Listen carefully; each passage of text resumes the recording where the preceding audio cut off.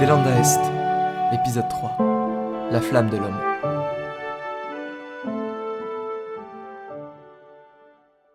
Scène 8. Tous sont réunis autour de la table métallique de la grande salle. L'air lourd et chargé de peur a remplacé l'air frais et humide de la forêt. Alexandre siège en bout de table, le regard aussi humide que une feuille perlée de rosée.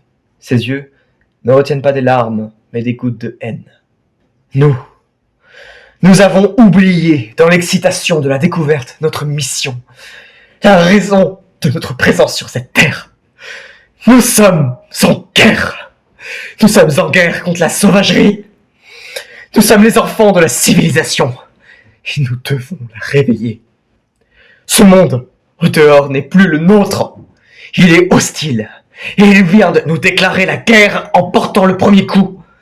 À nous de lui rendre, de lui montrer que l'humanité n'est pas morte. Nous allons rappeler à la nature que nous sommes ses maîtres. Et nous allons nous venger. Venger Bruce, venger nos parents, venger nos frères, nos sœurs. Nous allons venger notre culture. Bien dit. On va pas se laisser faire. Je veux pas mourir. Attendez, qu'est-ce que vous racontez? Reste en dehors de ça, toi. Ouais. Pendant que toi, tu cueillais des champignons dans la forêt avec ton papa, nous, on a été formés pendant 2 ans. Nous, on nous a préparés à tout ça. Alors, tu laisses faire. Et qu'est-ce que vous allez faire? Reprendre du terrain. Comment? Grâce à ce qui différencie l'homme de l'animal. Grâce à ce qui marque notre domination sur la nature. Notre premier servant. Le feu. Quoi? On va venger Bruce. Et sécuriser les alentours. Vous allez brûler la forêt? Quoi? Tu veux finir comme lui? Ça n'a aucun rapport. Désolée Rachel. C'est triste, hein. Mais on n'a pas le choix. C'est dans notre nature à nous. On peut pas vivre dans ce monde-là. Vous vous rendez compte que vous êtes en train de reproduire les mêmes erreurs qui nous ont amenés ici? C'est-à-dire des erreurs. En brûlant la forêt, vous brûlez notre foyer. Ce n'est pas notre foyer. Notre maison, c'est ici. Elle me fait peur à moi, cette forêt. D'accord. Qui va vous nourrir si elle disparaît? La protéine en poudre ne pousse pas toute seule, vous savez. On n'a qu'à planter des patates sur un sol calciné. Ça suffit. Tu sais quoi, Rachel? Tu as raison. Ce n'est pas à moi de prendre la décision.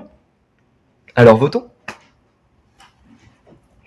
Qui est pour que nous laissions la forêt intacte et que nous mourions petit à petit? Aucune main ne se lève. Alexandre fixe Rachel. Et qui est pour que nous reprenions ce qui nous va de droit? Toutes les mains se lèvent, sauf Anthony et Rachel. Stan donne un coup de coude dans le flanc d'Anthony qui finit par lever son bras. Mais c'est ridicule, vous pouvez pas faire ça. Vous n'avez pas le droit. Alexandre pose son arme sur le métal de la table. Le vote a parlé. Vous allez le regretter. La nature récompense et punit toujours. Emmenez-la dans sa chambre, le temps qu'elle se calme. Edmure, va me chercher ton briquet. Stan et Edmure jettent Rachel dans sa chambre. On les entend traîner un objet lourd qu'ils calent derrière la porte. Rachel se relève, tente d'ouvrir la porte. Elle est bloquée. Dévastée, elle s'allonge par terre et commence à se tordre dans tous les sens, comme si elle et la forêt partageaient la même douleur. Ses premiers tourments sont les prémices d'une longue nuit. Alexandre, lui, est sur le haut de l'abri. Pareil à Néron contemplant Rome brûler, il regarde la cime des pins s'embraser, les écorces hurler, la bruyère devenir fumée. En son cœur s'embrase une flamme, la flamme des conquérants qui ont vu tant de fois leurs yeux baignés dans le reflet cramoisi de la destruction.